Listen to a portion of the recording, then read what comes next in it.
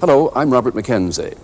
Last week in this series, Milton Friedman, the distinguished economist, took us to Hong Kong to see a free market system in which he had a great deal of confidence and faith. This week he takes us traveling again to India, Japan, to Europe, to see what happens in his view when governments decide they can plan and control the economic activities of their peoples. And after the film, we return here to the Harper Library in the University of Chicago to discuss and to debate the ideas of Milton Friedman.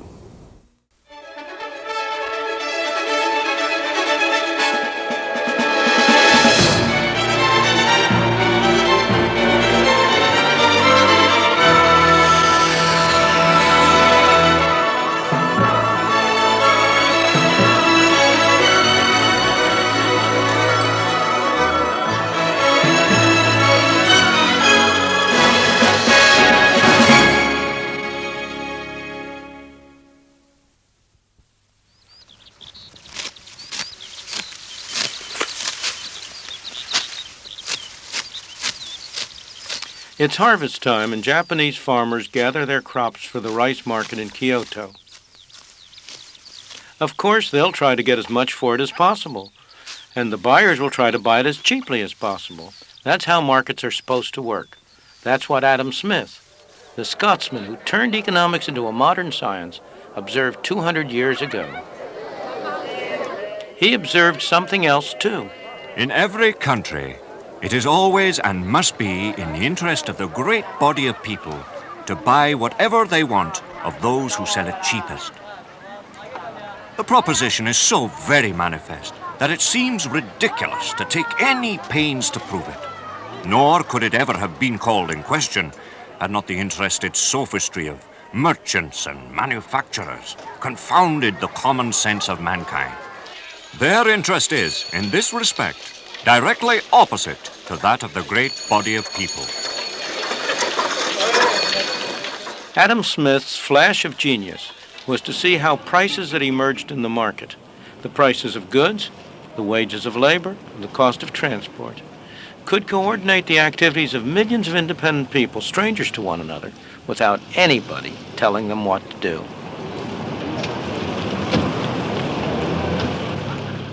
His key idea was that self-interest could produce an orderly society benefiting everybody. It was as though there were an invisible hand at work. The invisible hand is a phrase that was introduced by Adam Smith in his great book, The Wealth of Nations, in which he talked about the way in which individuals who intended only to pursue their own interests were led by an invisible hand to promote the public welfare, which was no part of their intention. He was talking about the economic market, about the market in which people buy and sell. And he was pointing out that in order for a butcher or a baker or a candlestick maker to make an income, he had to produce something that somebody wanted to buy. And therefore, in the process of promoting his own interests, of looking to his own profit, he ended up serving the interests of his customers. When Adam Smith published The Wealth of Nations, Britain was still largely a rural and placid place. But the Industrial Revolution was already getting started, and standards of life were beginning to rise. One obstacle was that trade with other nations was still tightly controlled.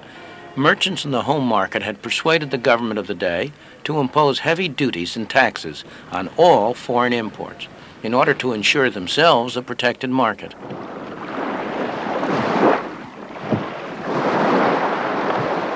One of the results was to turn Britain into a nation of lawbreakers.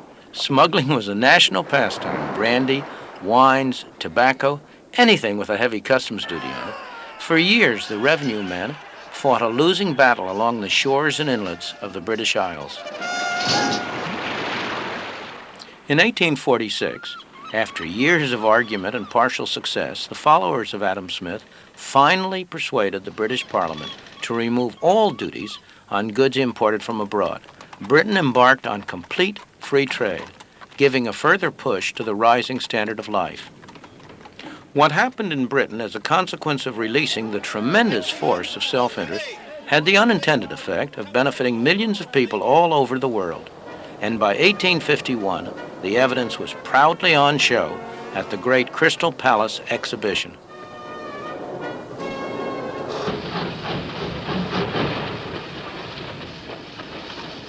Free trade enabled Britain to become the workplace of the world.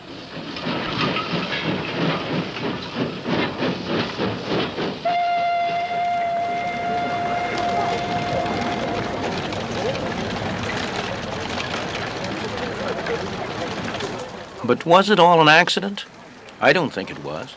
Consider what happened in 1868 on the other side of the world, in Japan.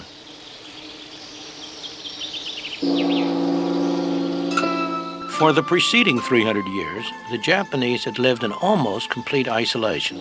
They had discouraged visitors from other nations, especially from the West. The result was that by the standards of the West, Japan was backward. It was a feudal society with lords and serfs, and woe betide anyone who tried to change the order of things.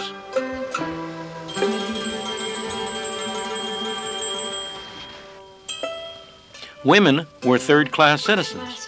In 1868, a new generation of rulers decided that the time had come for Japan to make contact with the outside world.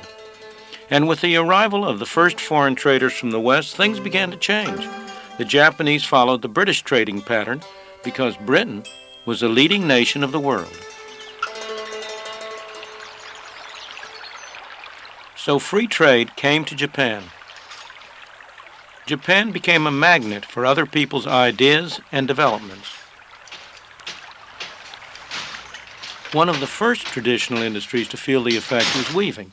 From Europe, the Japanese imported the jacquard method, a way of programming a loom to control the accuracy of the weave and so to standardize output. Workers did well in the new atmosphere, and so did their employers.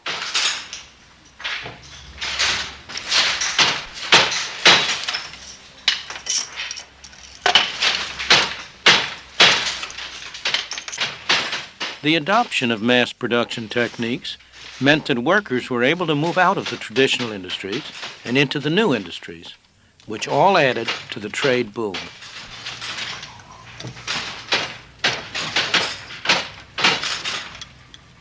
None of us can help being affected by the intellectual atmosphere that we breathe. In the middle of the 19th century, when Japan ended her self-imposed isolation and entered the modern age, it never occurred to her leaders to follow any other course than that of free enterprise and free markets. That was the intellectual atmosphere of the time, created by Britain's success in applying the principles of Adam Smith. In 1948, when India achieved independence, her leaders had all been trained in Great Britain. They had sat at the feet of Harold Laski and his associates at the London School of Economics, or of their counterparts at Oxford and Cambridge. It never occurred to them to follow any other course than that of central planning and government control. That was the intellectual atmosphere of the time. And the intellectual seed took root. As it grew, it needed to be honored, even worshipped. Every year on the anniversary of Gandhi's birth, people all over India do just that. In homage to the great Mahatma, they sit and spin, using methods handed down through the centuries. But it's more than just a symbol of honoring the past. It typifies the policy that they are actually following.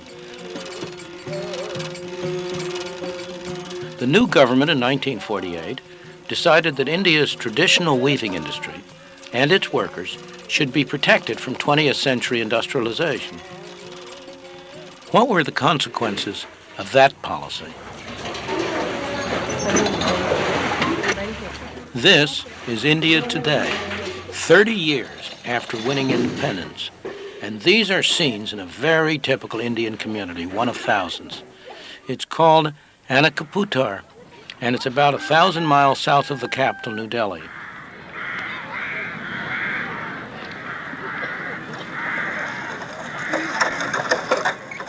This is not the kind of life the government intended to perpetuate, but it is one result of their policy. By subsidizing the cotton that the villagers spin, and the cloth that they weave, they made it difficult for modern industry to develop.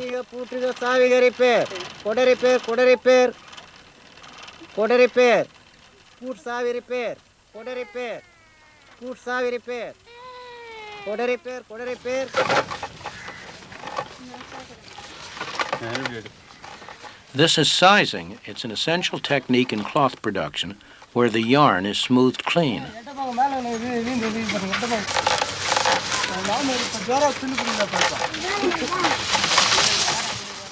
A modern machine could do the same thing in 1/100th of the time.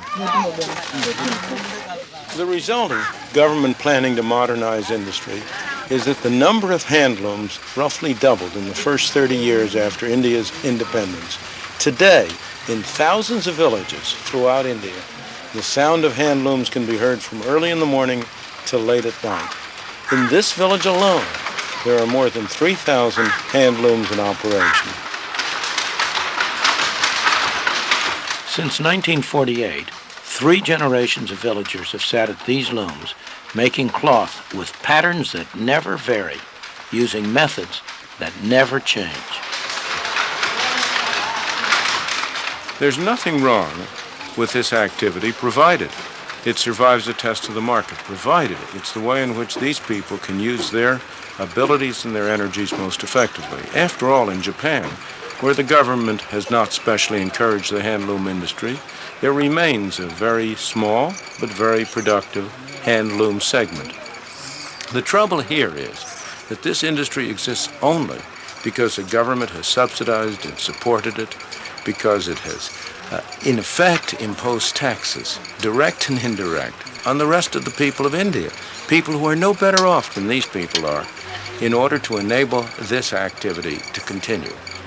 Other industries, both textile industries and industries of a variety of kinds, have been restricted, explicitly kept back, prevented from providing more productive employment in order to make room for this industry. The effect has been to inhibit the development, to prevent the growth, to prevent the dynamic activity that could otherwise develop out of the energies and abilities of the people of India.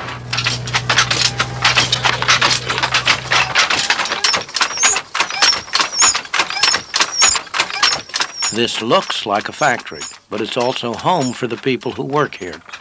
When they're not sitting at their looms, they eat and sleep in a corner of this hut.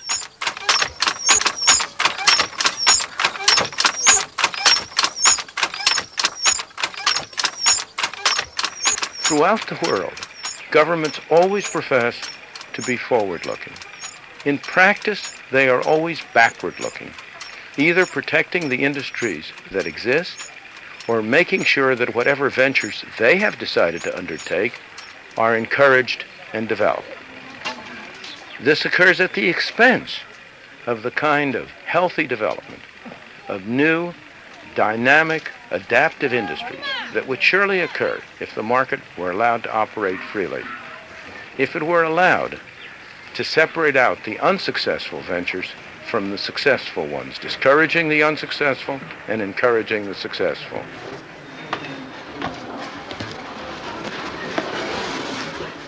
India has tremendous economic and human potential, every bit as much as Japan had a century ago.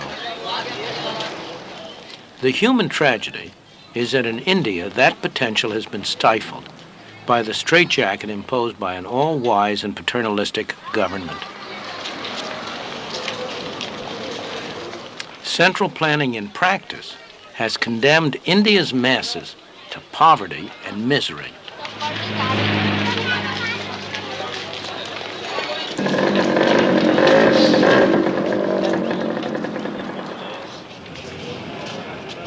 We know what has happened in Japan. Free trade set off a process that revolutionized Japan and the lives of its people. Improvements in material well-being went hand in hand with the elimination of the rigid social structure of a century ago. It's no accident. As always, economic freedom promotes human freedom. And in the meantime, what has happened to the Japanese weaving industry?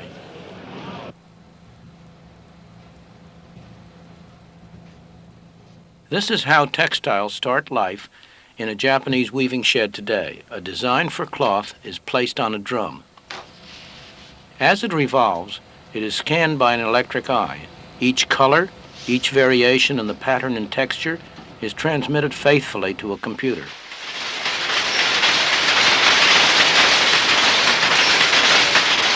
It's all that the modern loom of Japan requires.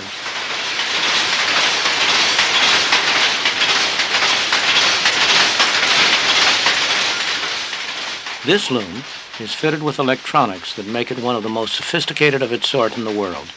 The fabric it produces is the best silk of its kind.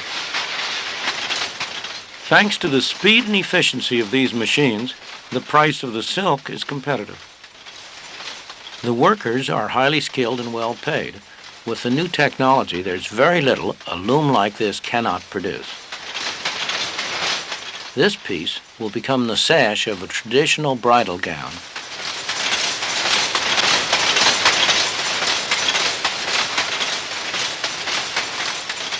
These are machine-made products, but by any standards, they are beautiful. They can stand comparison with the very finest work of the hand loom. And it's not merely the end product itself that's remarkable.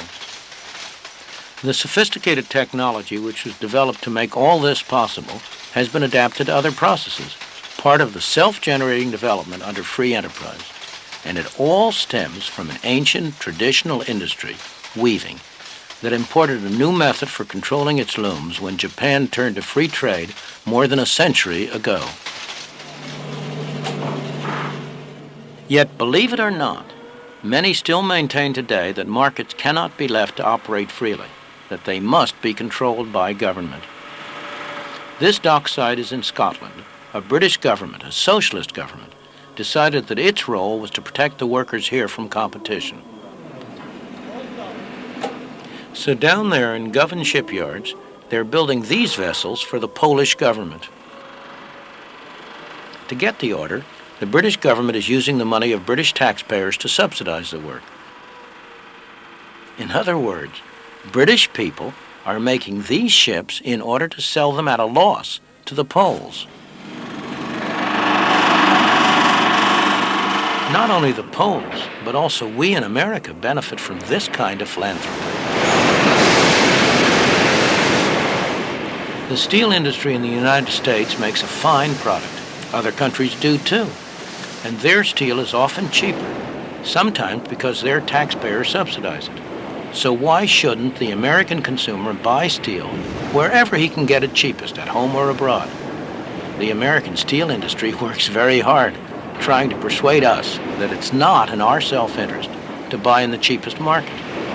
They urge the government to restrict what they call unfair competition, though of course they recognize that there are dangers in this.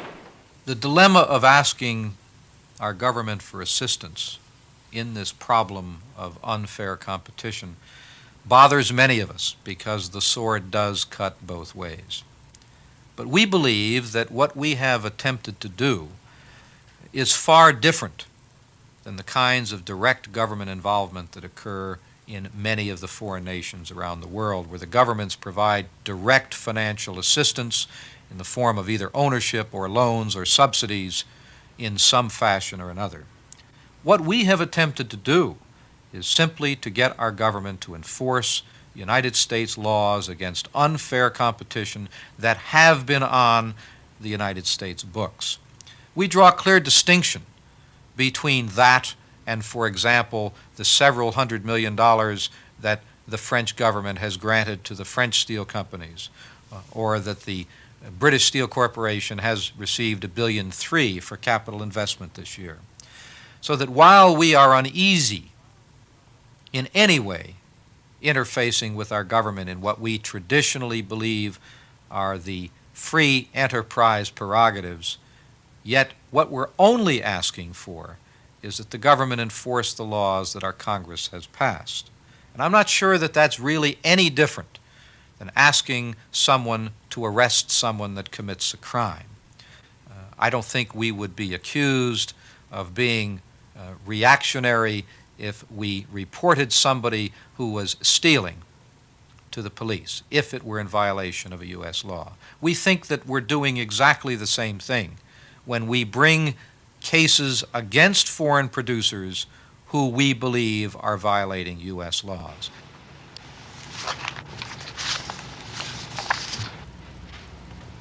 The fallacy with that argument is that it begs the real question. Why should there be laws that in effect prevent you and me from buying in the cheapest market? When anyone complains about unfair competition, consumers beware. That is really a cry for special privilege, always at the expense of the consumer. What we need in this country is free competition. As consumers buying in an international market, the more unfair the competition, the better. That means lower prices and better quality for us. If foreign governments want to use their taxpayers' money to sell people in the United States goods below cost, why should we complain? Their own taxpayers will complain soon enough, and it will not last for very long. History provides lots of evidence on what happens when government-protected industries compete with industries who have to operate in an open and free market. It's almost always the government-protected industries that come out second best. Ask Sir Freddie Laker, the Englishman who introduced low-cost air traffic across the Atlantic. Who were his chief competitors? They were all government-protected, government-financed, government-regulated airlines. He came out very well, made a mint of money, and you and I have gotten cheaper travel across the Atlantic. Nothing would promote the long-run health of the steel industry, make it into a more efficient, profitable, and productive industry than for the U.S. government to keep its hands off, neither providing special privileges nor imposing special restraints. And what's true for the steel industry is true for every other industry in the country.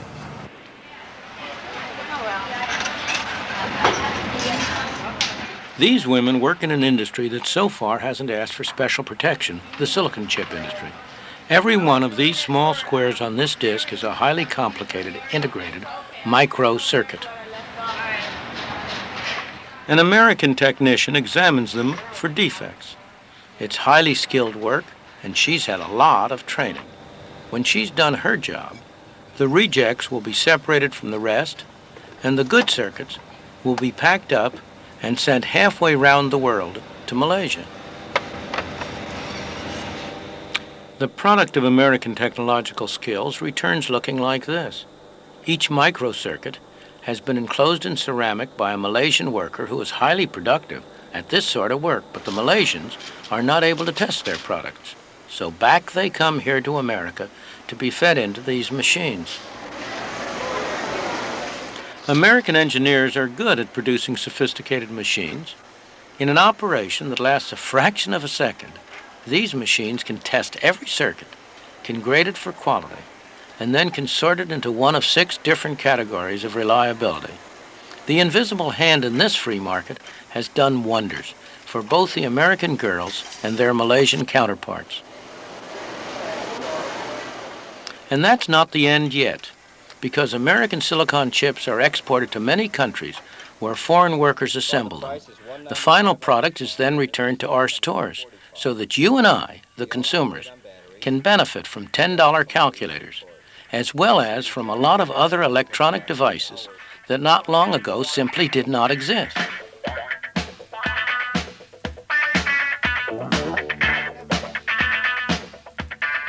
When this hi-fi equipment first came on the market, only the rich could afford it.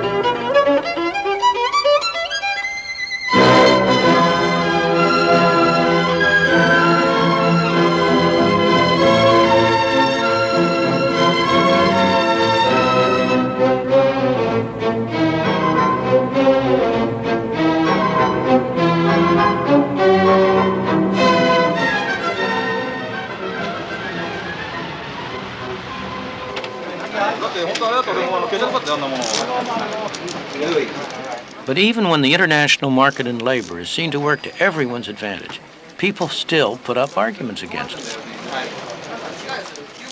The usual argument against complete free trade is that cheap labor from abroad will take jobs away from workers at home. Well, what is cheap? The Japanese worker is paid in yen, and American worker is paid in dollars. How do we compare the yen with the dollars? We need some way of transforming the one into the other. That is where the exchange rate enters in, the price of yen in terms of the dollar. Suppose, at some exchange rate, Japanese goods are in general cheaper than American goods. Then we will be buying much from Japan and selling little to them. But what will the Japanese do with the extra dollars they earn? They don't want to buy American goods. By assumption, those are all dear. They want to buy Japanese goods, but to buy Japanese goods, they need yen. Calls will come in from all over the world to places like this, offering to buy yen for dollars. But there will be more offers to buy yen than to sell yen. In order to get customers, those offering to buy will have to raise the price. The price of yen in terms of dollars will go up. As you remember, that is what happened in 1977 and 1978. By late 1978, it took 50% more dollars to buy a given amount of yen than it had taken a year earlier. But what happens when the price of the yen in terms of dollars goes up? Japanese labor is no longer so cheap. Japanese goods are no longer so attractive to American consumers. On the other hand, American labor is no longer so dear to Japanese. American goods are more attractive to the Japanese. We will export more to them. We will import less from them. New jobs will be created in export industries to replace any jobs that might have been lost in industries competing with imports.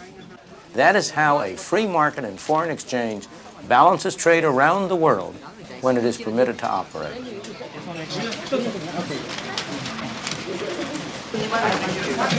The problem is that more often than not, a free market is not permitted to operate. For reasons that seem to make sense if you don't examine them carefully, governments insist on interfering. But when they do, it's not possible to hide the harmful effects for very long.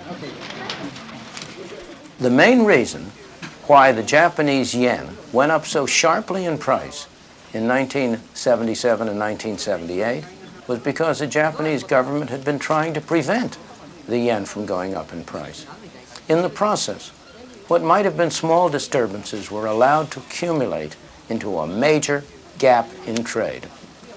As a result, when market forces finally were permitted to operate, as sooner or later they must be, it took a major change in the yen exchange rate to bring things back into line. Why don't governments learn? Because governments never learn. Only people learn.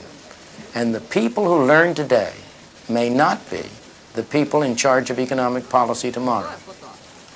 As you contemplate this, you may come to agree with me that what we need are constitutional restraints on the power of government to interfere with free markets in foreign exchange, in foreign trade, in many other aspects of our lives.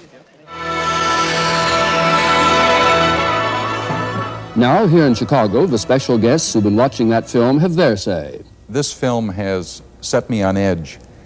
There is political, social, ethical considerations which do not reflect in the economic philosophy put out. There is a pervading feeling in this that the individual worker is to be totally sacrificed for the overall good of society. I don't see how possibly you can sacrifice individuals for overall good for society, because society is nothing but those millions and millions of individuals put together. And nowhere is there any consideration given to the social and the ethical aspects of the free trade formula that you advocate. Let's get other views now around the group. What's your reaction, Dom Rumsfeld, as a businessman, to the idea that Milton Friedman has advanced that America ought to buy in the cheapest markets, the cheapest goods, without protecting against them? I swore I would never even try to defend Milton Friedman, and I won't. But let me comment first on Dick's comment. It bothers me to hear social and moral arguments invoked in an issue like this, because it seems to me the measure is what actually happens to human beings. Each individual ought to be concerned about humanity. For a single individual who's unemployed, that's 100% unemployment. Absolutely. And we recognize that. I recognize that. But the real world is, if you, as the film did, go to India, if you want to see things that one can describe as inhumane and poverty and problems of human beings, they exist. And the test ought to be what works, what in fact will provide a circumstance that will be more dynamic and more productive in the world. It is true that in the long run we would all be better off with free trade. I agree with Milton. But it's the short run that matters. And in the short run there are serious adjustment problems. Now there's no question that the developing countries need access to markets such as American markets. And America needs them to export so that they can export more to developing countries. American exports to developing countries have moved from something like 20% of total exports to 30% over the last 10 years. But the adjustment is important because what is happening at present is that it's not just a random group of workers that is affected by this trade. It's the most disadvantaged and underprivileged workers in America which are being affected. And they are by and large women and members of minorities in garments, in electronics. And I think that the adjustment consists of action on both the developing and the developed country sides. But let's take the American side. On the American side, the unions and industry, I think, have to get off discussion about moral issues and get their act in order. I couldn't agree more with Helen. I think there is a very valid income distributional problem involved here. Certainly society gets better off. Consumers get better off as a result of cheaper imports, and I'm all for that, and there I agree completely with Milton.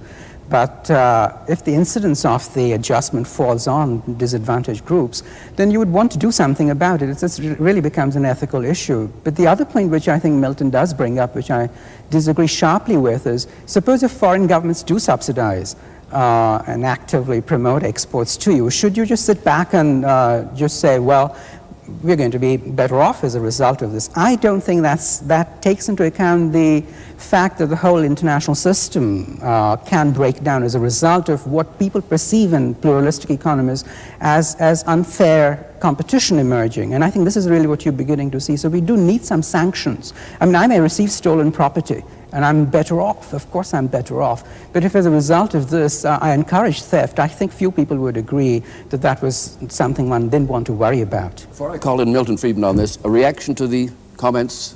Yes, really to Don and to Helen. Don, you choose to set aside, or you appear to choose to set aside the social and the ethical considerations. And not at all. What I said was you have to put the fact on a scale that there are social and ethical considerations with a free market or without one. And the tendency is for people to invoke morality only on their side and not to recognize that there are problems of human being in this world that are going to occur in each case, and the measure or the test ought to be what actually happens out there and address that question. But you must also very much consider the social aspect of this situation. Helen's comment, the short-term displacement. I have a question for Milton at this point. How long do you put as a timetable on the displacement of these people, of these workers? 5 years, 10 years, a generation? How long will it be before overall society, balances itself out and the individual is no longer hurt? Let me take your last question first and then go to your basic question.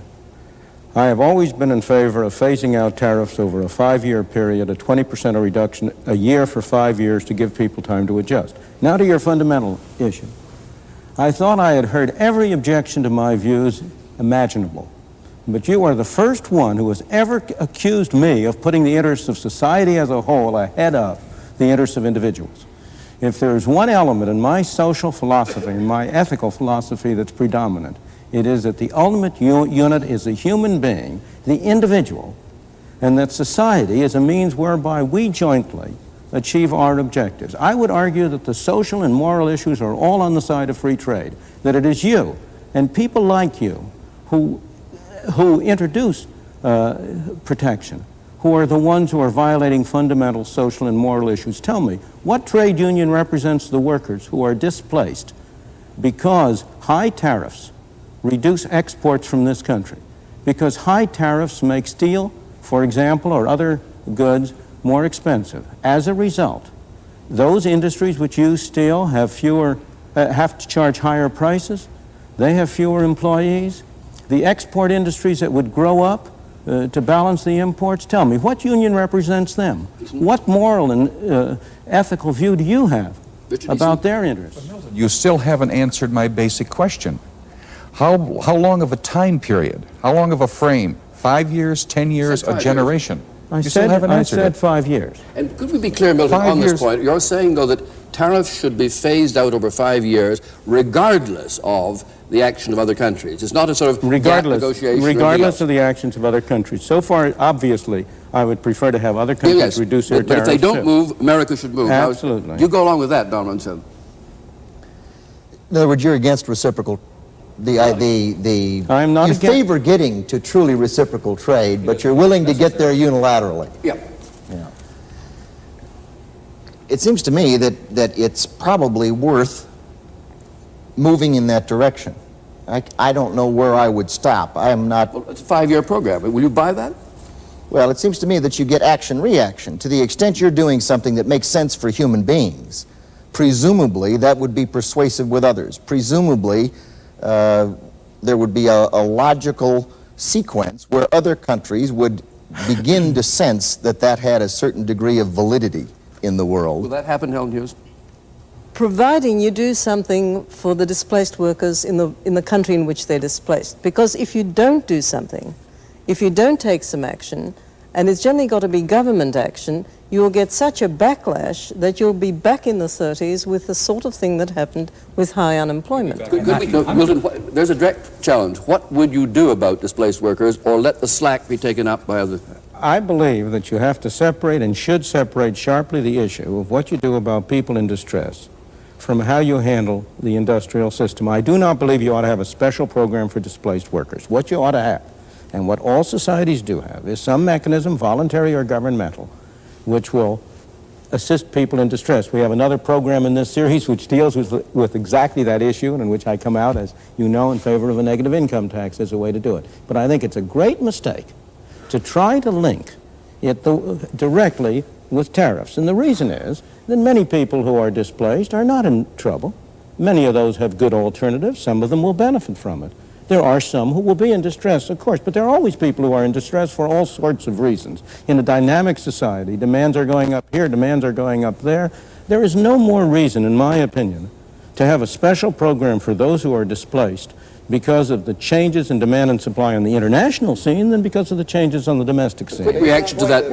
Why would you want to return to a concept that this country had in 1900?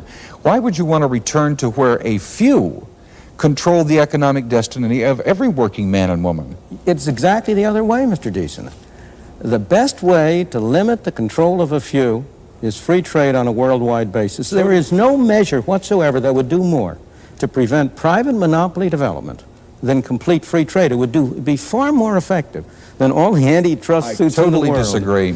You would wind up with a situation like in the movie Rollerball, where corporations carved out their spheres of economic influence throughout the world and controlled everything. It would be controlled by corporations in its entirety. Excuse me, you saw the picture of Hong Kong, didn't you? Yes. Where are those corporations there? We might get down that alley and have a difficulty finding our way out of it. Could we move to another big theme in the film? That is that the third world countries have, broadly speaking, made a very serious error in moving into planned economies from beginning to end. And you use a phrase in the case of India, central planning has condemned the Indian masses to poverty and misery. Now, what's your reaction, Professor? I partly agree with Milton as always and largely disagree with him. I think it is true that the invisible hand ought to be seen more in the poor countries than it is. And I would like to see the iron fist disappear. Unfortunately, it's the other way around. On the other hand, I think it cannot be maintained that laissez-faire is the answer, either that it's a necessary or a sufficient condition for development. Let me go to Milton's examples and refer to Japan. Japan is a prime example, actually, where the visible hand is invisible to everybody who's outside of Japan, but it's writ large on the wall for the Japanese. The Japanese government, right from the Meiji Restoration, has taken a very active interest in the development of the country. It has regulated technology imports. Even to this date, the government and business have a sort of strong symbiotic relationship. I think it's just the last. Highly paternalistic. And business is highly paternalistic. I don't think it's a valid example at all of what I believe was the implication of Milton's program. Let's begin, Helen Hughes. On this theme, has the Third World made a disastrous mistake in almost unanimously moving into planned economies rather than the free market? Well, first of all, it hasn't almost unanimously moved into planned economies. Overwhelmingly so. Not even overwhelmingly. I mean, India is a large country, but the majority of developing countries are not centrally planned. They have some sort of planning. Secondly, some of the countries which have been most successful have had the highest government intervention. The best examples are Taiwan, Korea, Brazil, Singapore.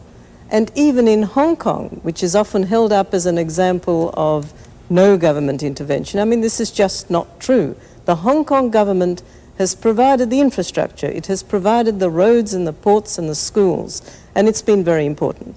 But when you move to a country like Malawi or Papua New Guinea, you can't do without government intervention. There is nothing there. There are no entrepreneurs in place, and the American entrepreneurs are not interested in small places like that. I'm not in favor of no government intervention. I never have been. I point out in the film that what the government did in Hong Kong was very important. The question is what kind of intervention. And in the states you've described, in the places you've described where you've had success, governmental intervention has been of a rather special kind. It has provided infrastructure.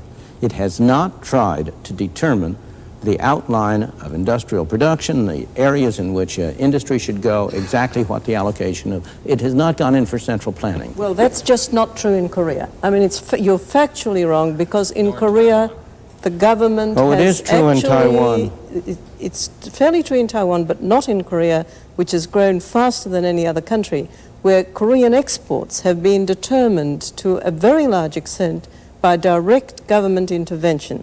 I think your point is, what sort of government intervention, what for, and what are the trade-offs between government intervention and the free market? These are the relevant issues. What is the role of government in relation to the market economy? How do you see it performing, Don Rumsfeld? Do you want to see governments, as it were, enforcing competition by chasing down monopoly, restrictive practices, and all the rest in the society? The record's clear that they don't do it well. They can't manage the... But does that mean they shouldn't take do the it wage at all price or do it better? controls in the United States of America. I happen to have been involved, and I don't say it with any great pride. The real world is, I don't care about good intentions, I don't care about brains, I don't care about integrity. The fact of the matter is they're not smart enough to manage the wages and prices of every American, 215 million strong. They can't do it well, they do it poorly. And the weight of that is harmful. It's graphically shown in every document issued by the Council of Economic Advisors in the United States. But what about the additional question, though? Does the government properly, in this country or elsewhere, ensure competition by other devices? I'm not talking now about price control, wage control, but ensuring competition rather than permitting price fixing or agreements and monopoly. What do you feel about it? I feel the government properly acts in that area. The government must be there to ensure competition. The government's not smart enough. Look at the antitrust law. You talk about the implementation of antitrust regulations in the United States between the Department of Justice and the FTC. It's a patchwork mess. There isn't any logic to it. People don't know what to do. They can't get answers. They're inhibited from mergers and consolidations that would make a lot of sense from the standpoint of the consumer. And would make even more sense from the point of multinational corporations. I think that one of the points you're making is that it's very hard for the government to intervene in a very large country like India or the United States. But compare government intervention in some of the small homogeneous countries of Europe or a Singapore. And I think that's very important. Switzerland has a great deal of government intervention. Sweden, Denmark, Norway. I've just quoted you the 4 highest income countries in the world. They do have intervention to try and protect the functioning of the market system and to make it more efficient. Milton is absolutely right that if you're talking about central planning, that has been disastrous, absolutely, in terms of having targeted industrial allocations and so on. I mean, there's absolutely no doubt in anybody's mind who has studied the problem over the last 20 years. Disasters in India, too. In India as well, very definitely. You advised on that, didn't you?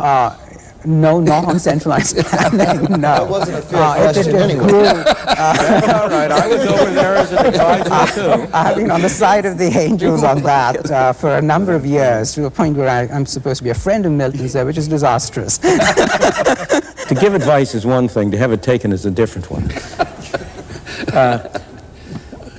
I agree very much with what Helen Hughes has said, that the more homogeneous a country, the less harm a government will do by intervening. I don't believe it does positive good. I just simply believe it does less harm. But as to antitrust, I am in favor of the laws which make agreements in restraint of trade illegal.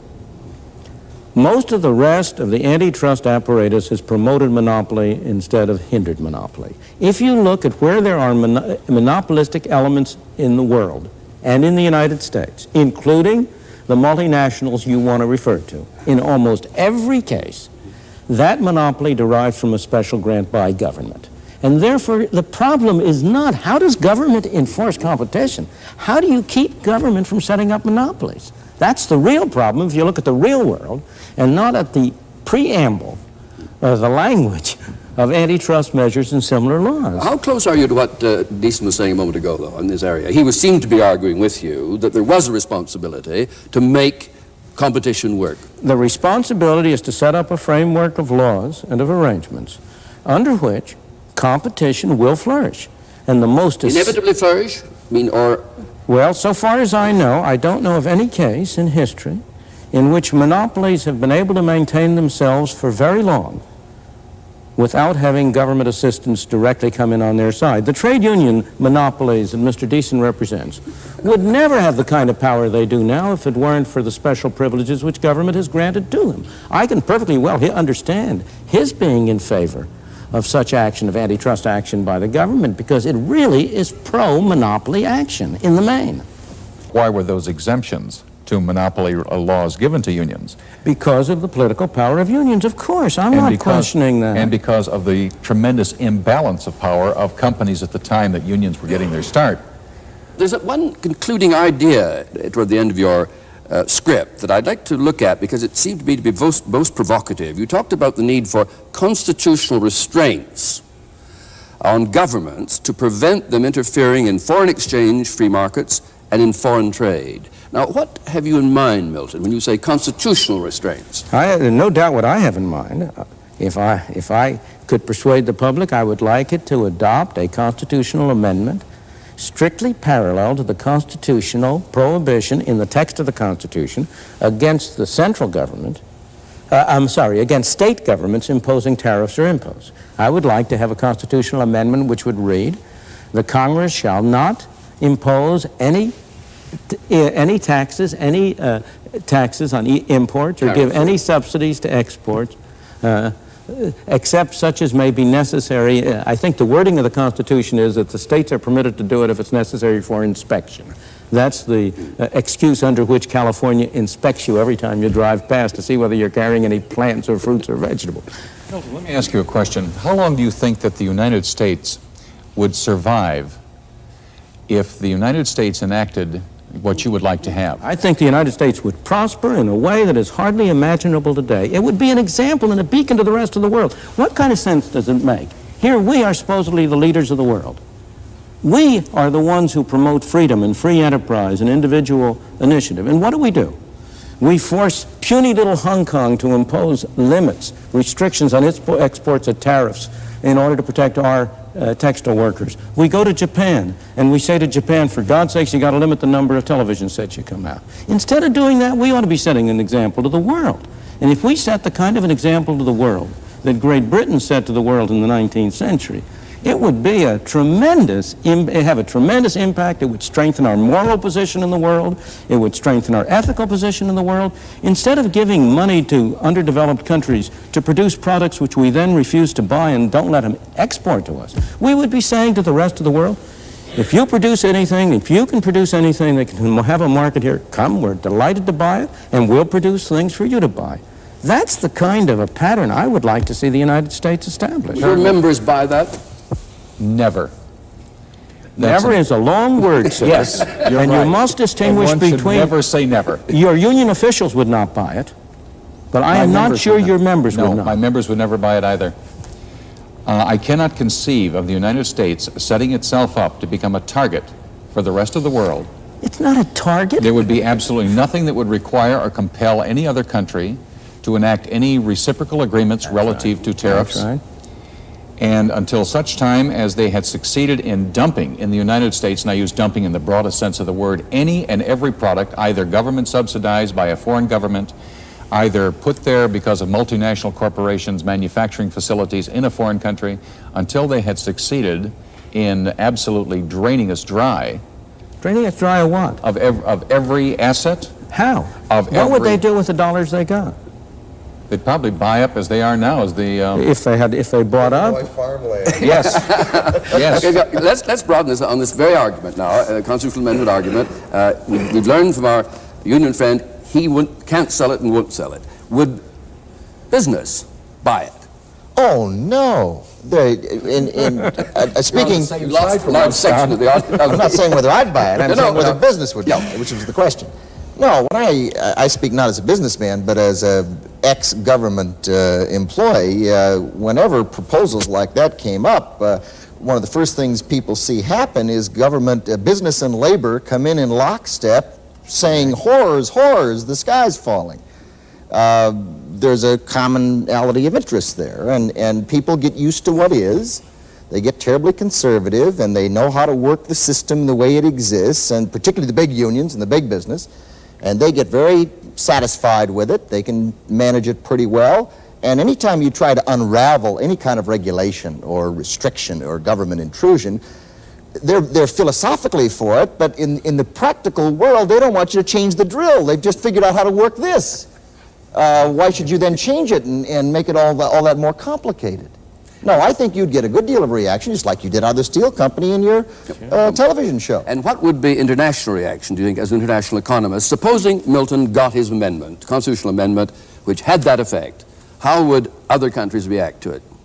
Well, I think Milton's fundamental example of why not be like Britain in the 19th century is wrong. Britain in the 19th century was the industrialized country. It was well ahead of everybody else. Many decades ahead. Many decades ahead of everybody else, and it was making larger profits, larger economic rents on its production, and it was doing it at very great cost to the workers in Britain. The workers in Britain were greatly exploited under those circumstances, and we don't want to go back to that. The international situation is much more complex. There are countries at different levels of development, countries with different social systems, and countries with different social objectives. So I think that the solution, is wrongly founded, and it's millenarian, it's utopian. I think that we have to think of a much more realistic process of discussion, negotiation, such as has taken place through GATT, to get to where we're going without hurting the people who pay for the adjustment, and that is basically the workers, not the economists. Could I just comment briefly? I worry about the argument that because of the complexities of international relations, that therefore they must be planned and managed. By definition, we're not capable of managing the world economy. Each instance when we try to do it, it doesn't work out quite the way we intended. I don't apologize for a moment for being millenarian, because I think unless we know where we want to go, the timid steps that we take in that direction will go in the wrong direction. And if we're going to go in the right direction, we ought to have a view. But I want to be sure to get down on the record a very strong objection to the statement of fact by Helen Hughes about 19th century Britain. I believe it is simply wrong. The workers were not exploited. The studies that have been done recently have shown over and over again that the 19th century was a period in which the ordinary English worker experienced a very rapid and very substantial rise in his standard of life. England does not stand alone. Japan had complete free trade for 30 years after the Meiji Restoration. Japan in more recent years has not. Japan in more recent years is not an example I would cite. But in its early years, it had complete free trade. So I don't believe England stands alone. Now, on the politics of it. On the politics of it, of course it's not politically feasible. Why? because it's only in the general interest and in nobody's special interest. Each of us is fundamentally has more concern with our role as a producer of one product than we have as a consumer of 1,001 products. The benefits of a tariff are visible. Mr. Deason can see that his workers are, quote, protected. The harm which a tariff does is invisible. It's spread widely. There are people who don't have jobs because of the tariff, but they don't know they don't have jobs. There's nobody who can organize them. Consumers all over are paying a little more for this, that, and the other thing. They don't recognize that the reason they're paying for it is because of the tariff. The businessmen, I have never been in favor. I'm not pro-business. I'm pro-free enterprise, which is a very different thing. And the reason I'm pro-free enterprise... When you say that. No, I don't mean to point to you, Don. I point to the business community, because you are an exception. Because he conceded there was a tacit alliance across that way to prevent you from achieving your purpose. Oh, there's no doubt that there's such an alliance. In my opinion, the strongest argument for free enterprise is that it prevents anybody from having too much power, whether that person is a government official, a trade union official, or a business executive. It forces them to put up or shut up. They either have to deliver the goods, produce something that people are willing to pay for or willing to buy, or else they have to go into a different business. Well, there we must leave the argument for this week, and I hope you'll join us again for the next episode of Free to Choose.